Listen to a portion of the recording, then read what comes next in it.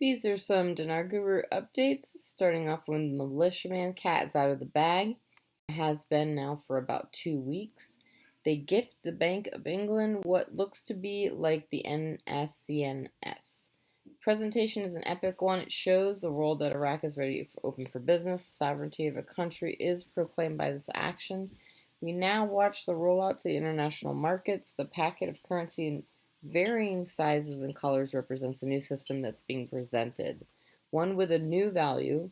The action represents the people of Iraq and her sovereignty. Mark Z via PDK community question. Mark Z said RV occurs when all banks are closed, so that means Saturday night, maybe this coming weekend. Mike Cottrell says the question above asks if the RV can go only on a Saturday night when all banks are closed. That was the plan years ago, around 2008 to 2010 to 2013. Once the Gold Treaty was signed, the execution can happen at any time of night, but the primary time would be late at night between 11 p.m. to 3 a.m. Eastern Standard Time before London markets open. Mark Z said they've told us that in the past. They wanted a 3-day weekend, but that may not be necessary now that the banking systems have improved so much. I also think the technology is advanced enough it could go at any time.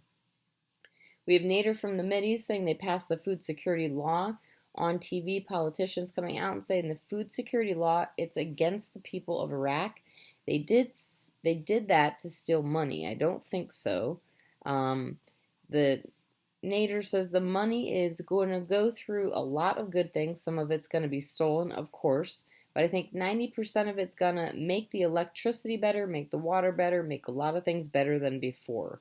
Now, I told you it's not going to have anything to do with the exchange rate. The budget we're waiting to pass, I think it's going to help, but also I think it has nothing to do with the exchange rate too. It's going to be a little time for exchange to change, and we don't know when. Everybody's waiting. I'm waiting too. The exchange goes on. I'm out of here. I might go to the United States, Europe, I don't know. Right, Claire article quote, the governor of central bank inspects the work of a number of private banks. Claire says this is excellent in getting things ready, in my opinion. Bruce via Wiser Now, Saturday and Sunday and Monday are looking very strong for us for notifications. Set our appointments for early very next week. This is coming from two very good sources. One of which is a Wells Fargo source. What is really interesting is the bank tellers are to be chosen, 6 tellers per location per bank branch, to be brought up to speed in the next 2 days, Friday, Saturday, on currencies. Now, that is really good news, and that was on June 10th. And Mark Z via PDK, what I hear from Retention Center folks is they are not working this weekend. They have great hopes moving into next week. At many locations, they were trading with real currency this week in preparation. This was the first time for many of the employees.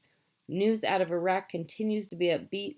Maybe we will see something big over the weekend. Maybe they will give us a trigger event.